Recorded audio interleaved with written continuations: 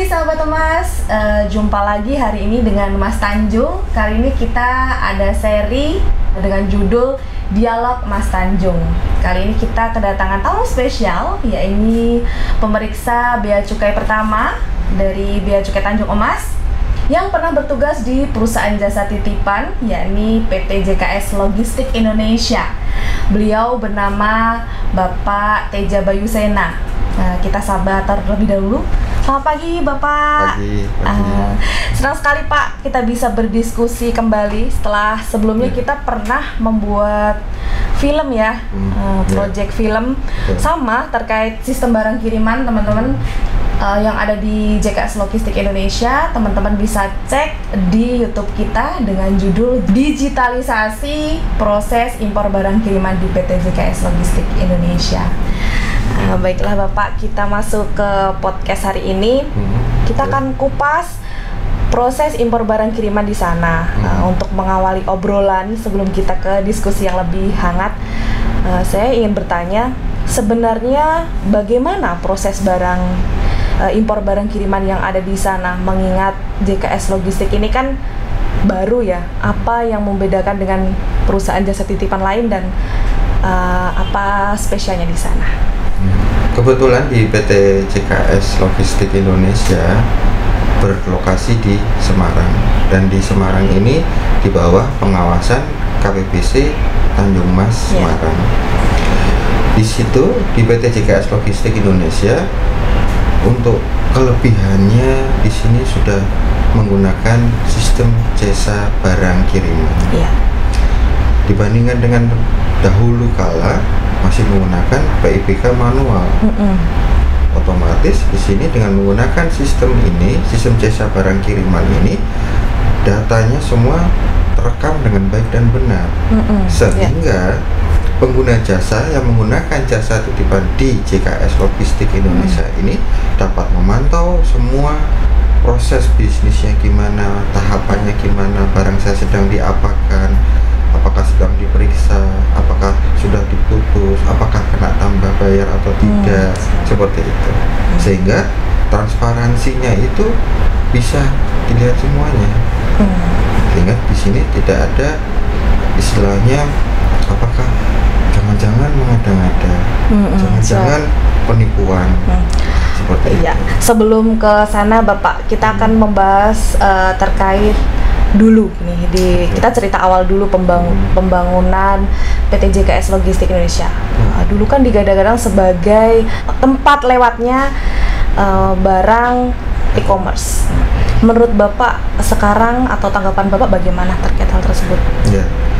Di PT JKS Logistik Indonesia pada awalnya mulai berdiri di Januari 2020.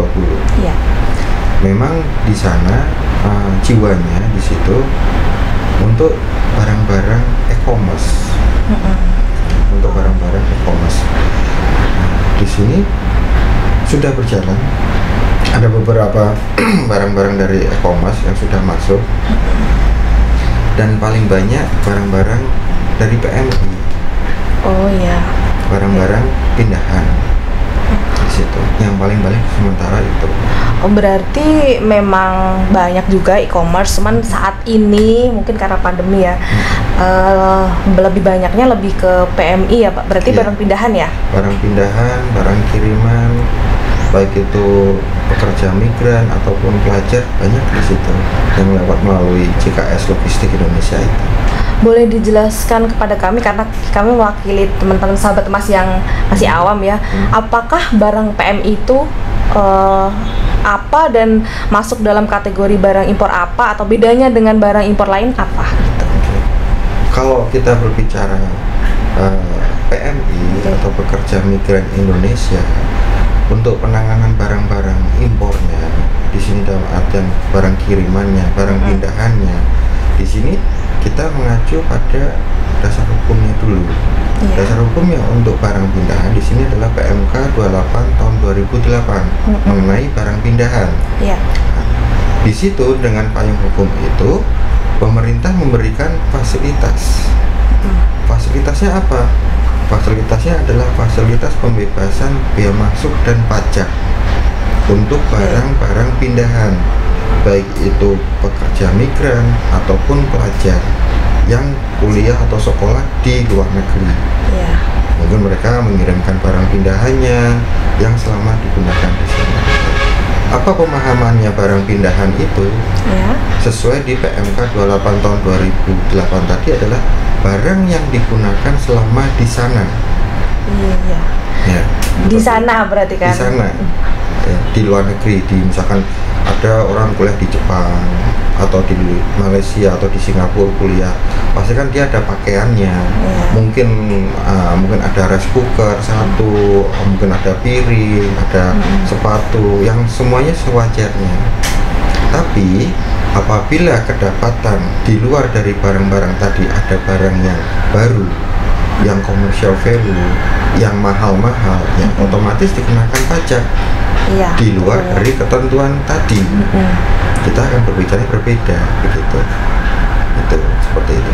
Tapi di lain hal lagi, apabila kita berbicara barang kiriman di luar dari konteks barang pindahan tadi, ya dasar hukumnya juga berbeda lagi dengan menggunakan PMK 199 tahun 2019 tentang barang pindahan, barang kiriman, seperti itu. Berarti kalau saya tegaskan kembali, kalau barang pilihan menggunakan PMK yang 28, sedangkan kalau barang kiriman kita 199. menggunakan PMK 199. Jadi kita sudah berbeda regulasi ya Pak? Ya, betul.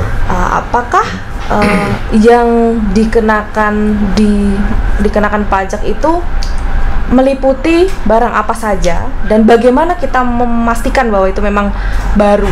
Ya, sebenarnya gini, pada saat bila kita berbicara untuk mengidentifikasi barang tersebut baru atau bekas, itu kan kami petugas yang ditempatkan di JKS Logistik itu, di situ kan ada proses tahapannya. Ada namanya penjaluran. Ada nama penjaluran, di situ ada jalur hijau dan jalur merah. Ada dua jalur. Ketika jalur hijau, barang tidak diperiksa. Untuk jalur merah, barang diperiksa secara fisik, sehingga barang dikeluarkan dari kemasannya, kita cek satu-satu apakah barang yang dideklar itu sesuai atau tidak. Misalnya katakanlah dibilang ini barangnya rice cooker bekas, ternyata kita keluarkan rice cooker baru gitu kan. Jadi, nah disitulah tugas kami sebagai petugas bea cukai melakukan pemeriksaan fisik, mencocokkan betul atau tidak. Seperti itu. Secara manajemen risikonya harus begitu untuk membuktikan itu. Dan tidak semua barang di situ dikenakan jalur merah. Karena bagaimana dasar bisa mengenakan jalur merah dan hijau?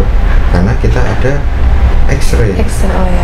Kita scan, kita bisa lihat dari citra itu dari citra X-ray itu kita bisa lihat isi barangnya itu, dan kemudian kita tingkatkan lagi dengan pemeriksaan fisik. Dari situ kita bisa melihat, oh barangnya baru, oh ini barangnya bekas, dan seterusnya. Oh ini harus dikenakan pajak, oh ini memang bekas jadi tidak, karena ini barang pindahan, seperti itu. Baik, kita kembali ke pembahasan bagaimana kemudian sistemnya kita dulu yang barang pindahan, terutama di sini menggunakan sistem PIBK manual dulu masih kan.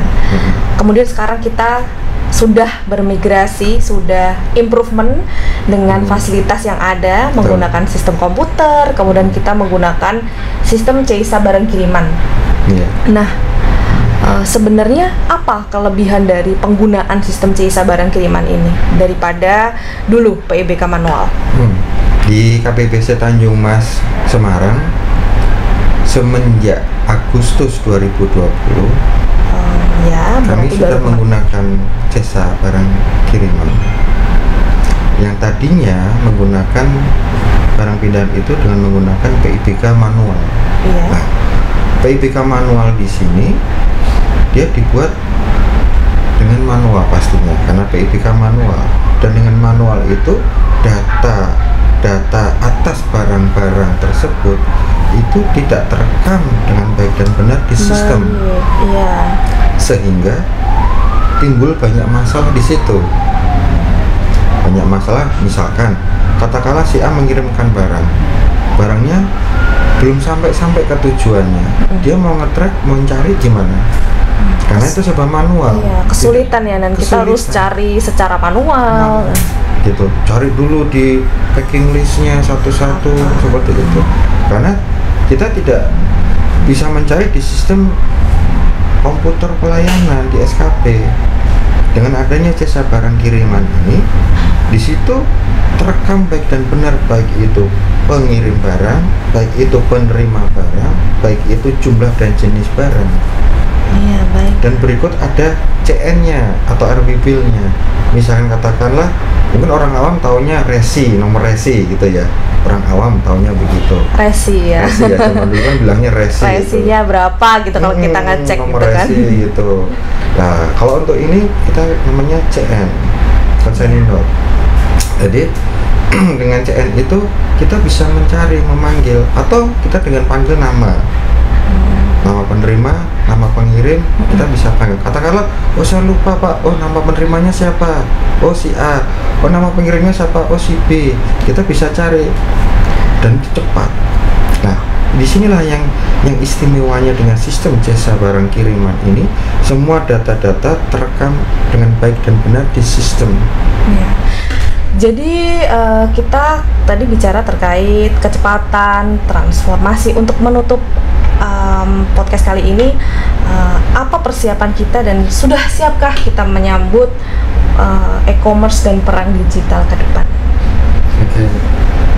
Kalau kita berbicara kesiapan, kita di KPPC Tanjung Mas sudah sangat siap sekali untuk menyambut itu, dan pastinya kita sudah sangat siap sekali dan menanti kedatangan teman-teman pengguna jasa untuk melakukan kegiatan di KPPC Tanjung Mas ini.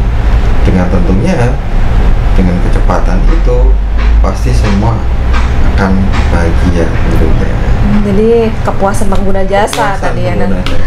Baiklah, hari ini begitulah perbincangan seru, diskusi seru terkait barang kiriman yang ada di PT JKS Logistik Indonesia. Informasi yang kami berikan kepada sahabat emas diharapkan dapat memberikan manfaat positif, karena seperti moto kita ya Bapak, bahwa kita bersama-sama bahwa Bea Cukai akan selalu makin baik. Kita jargonkan, Bea Cukai makin baik. Terima kasih Bapak.